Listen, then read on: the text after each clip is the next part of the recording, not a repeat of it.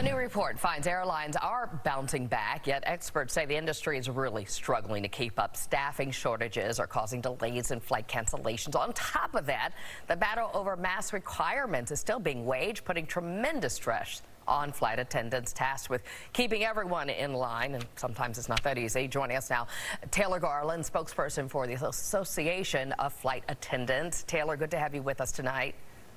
Great to be with you, Lori. So a few days ago, the head of one of the airlines in the industry said that he is not pushing for the mask mandate to be extended. It is due to expire in September. Medical experts, some of them weighing in, saying lifting the mandate could kill people. What's your position? Well, right now, it's a little too soon to tell. The mask mandate is in place through September 13th, and with the Delta variant, the next few weeks will be crucial in seeing how the U.S. responds and how case rates go. And with that, then we will look to medical experts and the federal government about what's best to make sure that passengers and crew remain safe and we continue this recovery in aviation. What about the personal safety, though, of flight attendants? I'm on a plane about every other weekend, and I can tell you more and more I'm hearing the flight attendants say it during the duration, reminding people to keep their mask on, and if they don't, they'll suffer consequences. Yes, it has been a challenge, especially in the last 6 months for us on board.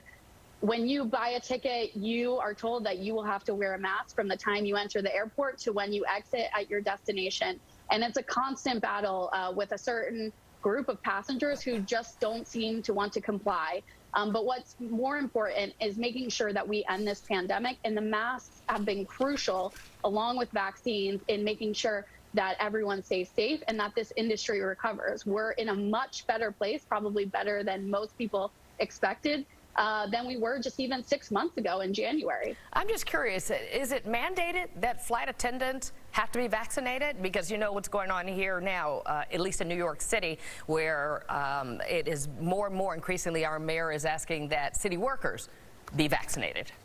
Right. Right now, there is no requirement of flight attendants across any airlines to be vaccinated. What we have focused on is getting incentive programs. So we negotiated at United Airlines for 3 extra days of vacation if you show your vaccination. And that has proved incredibly successful in getting more and more flight attendants vaccinated. Also reports, left and right, we see, Taylor, passengers behaving poorly, badly, all over the news. How are flight attendants, holding up? We've even seen where passengers had to come to the aid of other flight attendants. It's, you know, between COVID, you're taking a risk, and then also the passengers. Well, just like any other frontline workers, we have been through economic turmoil and also the scare of this public health crisis. And what we found over the last few months is that people have pandemic fatigue, and so they are more ready to fight. They kind of forgot how to act with each other. And so there is federal guidelines and ramifications in place, fines if you do not comply with the federal mask mandate or other crew member instructions. But it's been a real battle, and it has taken a toll on flight attendants' mental health. And so we're incredibly thankful that the FAA has a zero tolerance policy right now. So they're submitting fines much more to passengers who act up, and making sure that they know in airports that if you act up, there will be consequences on the ground. All right, trying everybody's patience, right? Flight attendants, passengers, we all have to take a deep breath. Yes, we would just say get vaxxed, wear a mask, and come fly with us.